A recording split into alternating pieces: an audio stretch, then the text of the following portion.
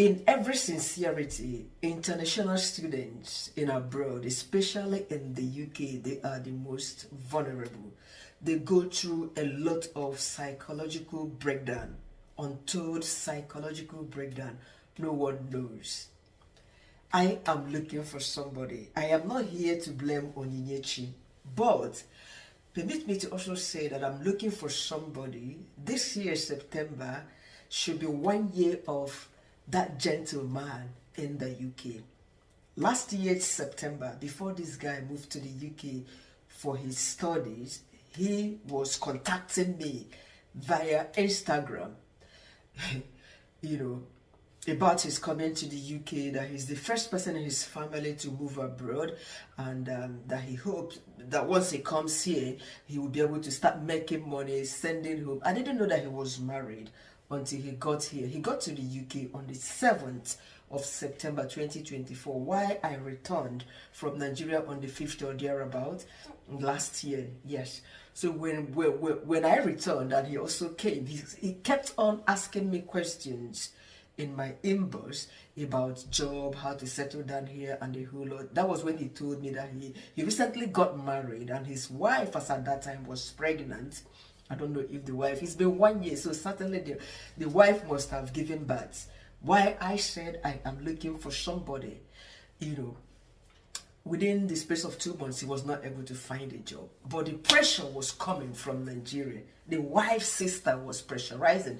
The brother that was supporting him was pressurizing him to start making money, send more. Less than 2 months. By December time, he wasn't able to get a job. And then he started updating me that he did a training, security training, because he's quite huge. He did a training security so that he can start working. And he got another job in a food shop, restaurant, but they said he should do full-time. Know where my story is coming from. They are offering him that full-time. So he came back to inbox and asked me if he could accept. I said, no. The school is in section.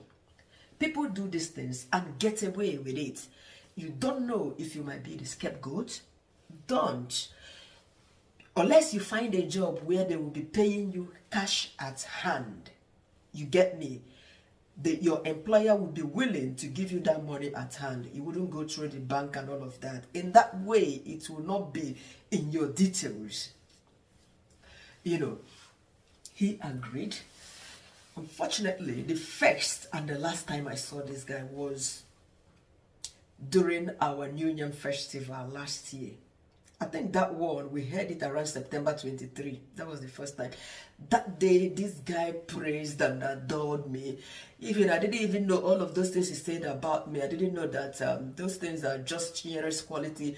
He was even saying, Somto, you have a good mom. You are lucky to have Chi as your mother, and blah, blah, blah. He was so thankful to all the kind of advice I've been giving to him. So that was around December was when he found that job. And I told him, please, don't. But guess what? Since that Christmas up until this date, I've not heard from this guy.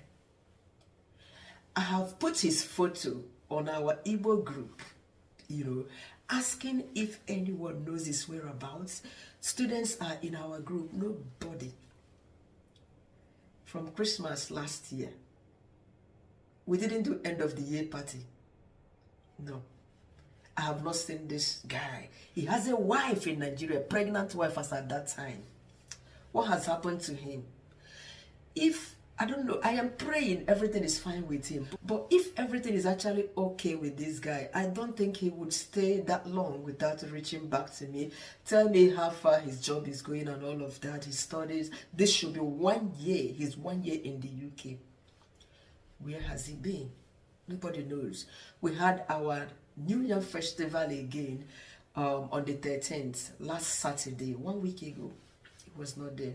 And he really helped us. He was so active during that of last year. He was so excited to have associated with the Igbo group. He did a lot as if he has been with us for ages. So it's not a kind of person that will just disappear. So something else may have happened to this young man. How about the family he left in Nigeria? I've checked on him on Instagram. No way. I can imagine how I am feeling. Now, this is Yechi's story. International students. My problem is that the agents in Nigeria would prompt and push people to come. Come, just choose any course, come to abroad. Once you come, you start working, you should be able to pay. If you are a student in this country, or you've been a student in the past, were you able to pay your tuition with 20 hours work per a week, the money you realize from working just only 20 hours a week? It is hard. In Onyinyechi's case, she said she lost her sponsor, her dad. Sincerely sorry for your loss, Onyinyechi. But 3 long years in the UK, just wasted like that. Though people are coming to her help because she has cried out on social media. I will play her 2 videos here for you to watch. And if there is any kind of help, advice, support you could give to Onyinyechi, please do. Her stay in the UK has been cancelled.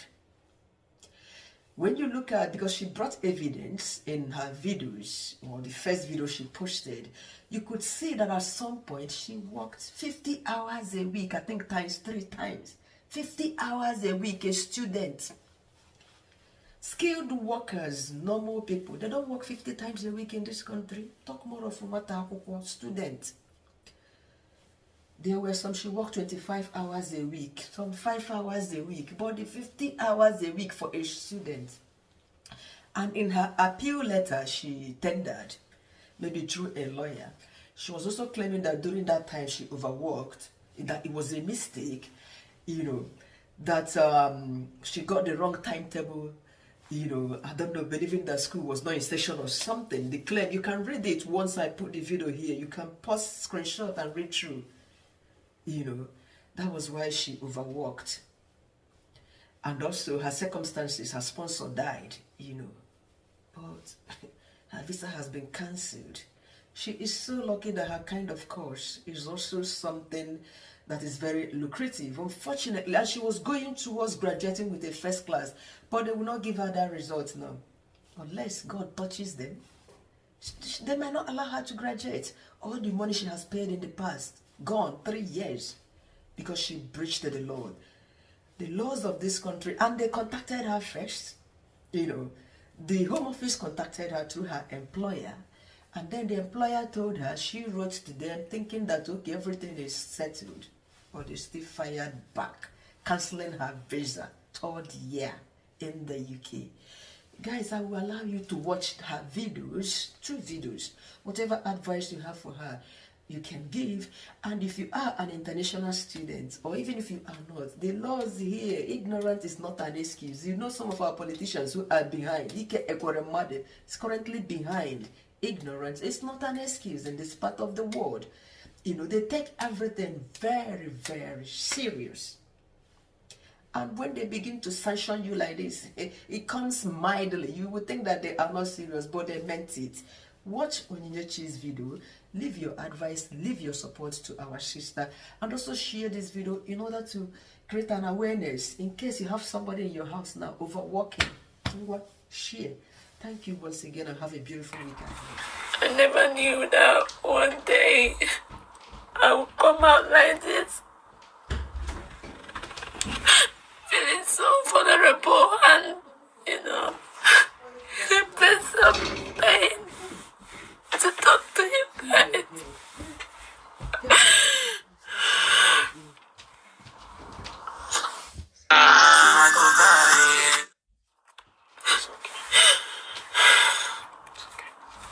I never knew that one day I would come out like this,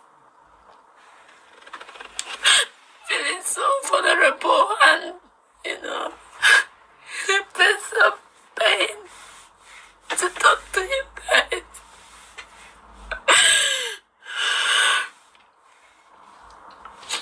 The journey of 3 years, the journey that I wanted to celebrate so much, the journey that everybody around me has wanted to celebrate. It's just just ended on the way with no opportunity.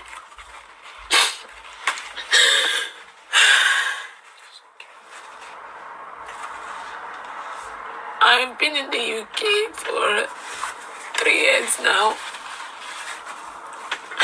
I came to the UK 2022 to complete my, get my BSc.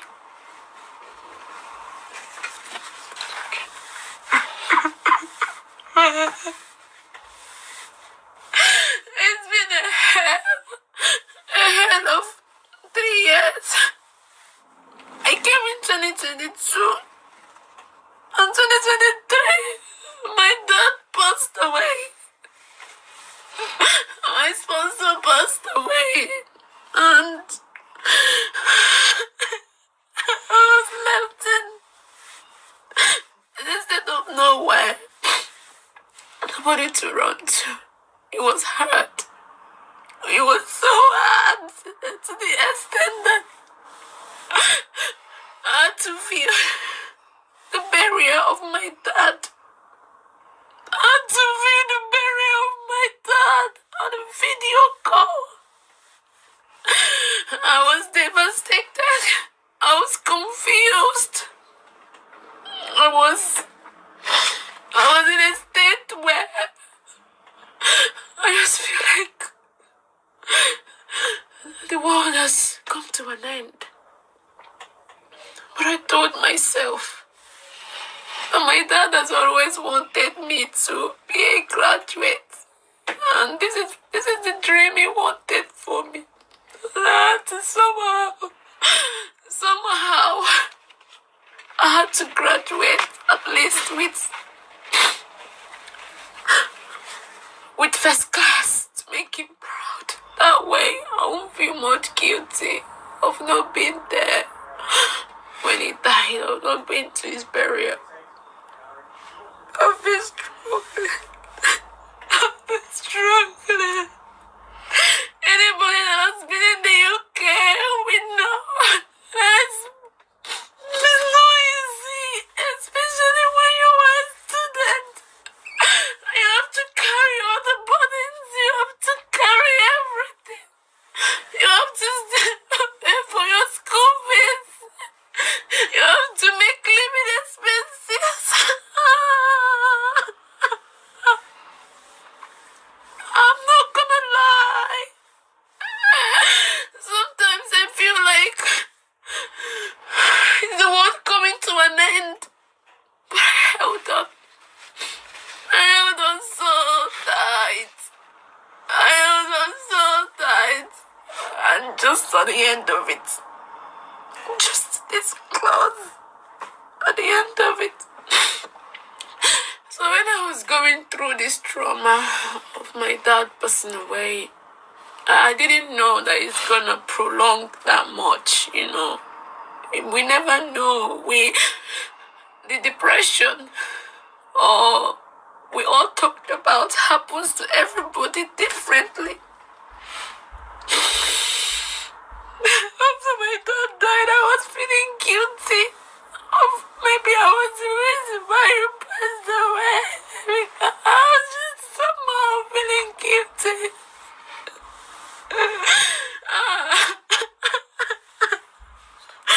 And I could only feel happy when I'm around people. And this country being a very busy country, it was only at work. Because I had to work. Even if I'm passing through all this, I need to work.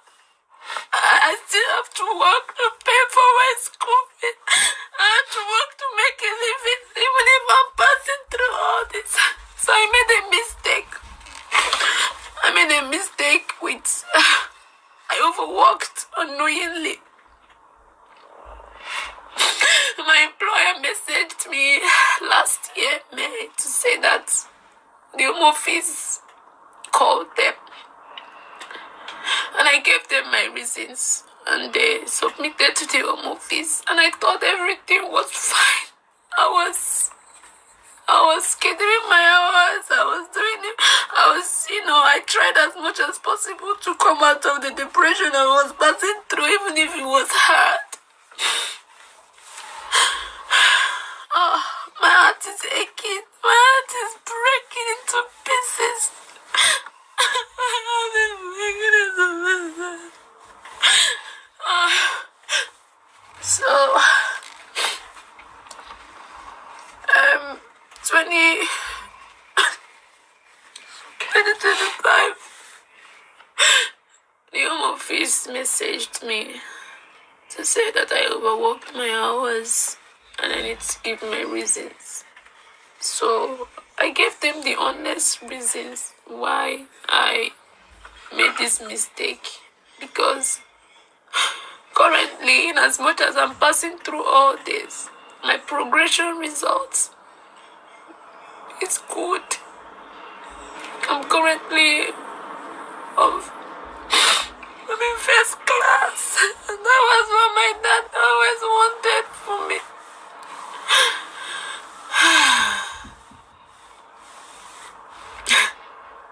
They didn't listen to me. They asked me to leave the country with immediate effect.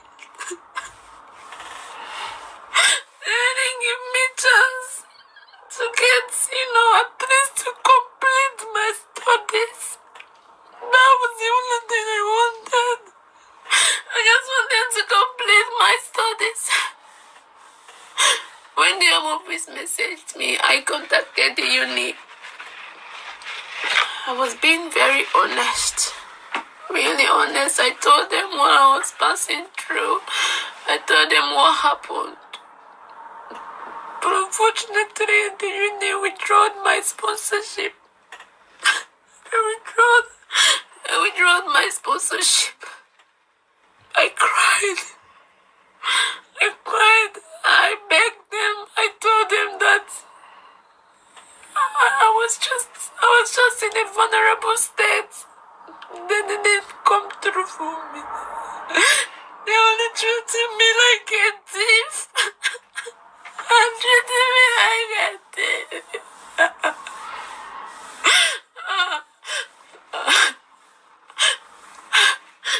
I've asked the uni if they would allow me, even if I go back to my country, to allow me finish my course online at least. That was the only thing I asked. But they said no. They said they can't. So I can't even get my degree. I can't. It's been 3 years. It's been 3 years. 3 years of pain. 3 years of constant pain. I had to work even when I'm sick. I had to work even when I'm depressed. I had to work even when I don't know where to run to. I held on so strong. I held on so strong. But then, no help. No route. Currently, I'm making my plans to leave the country. I'm making my plans to leave.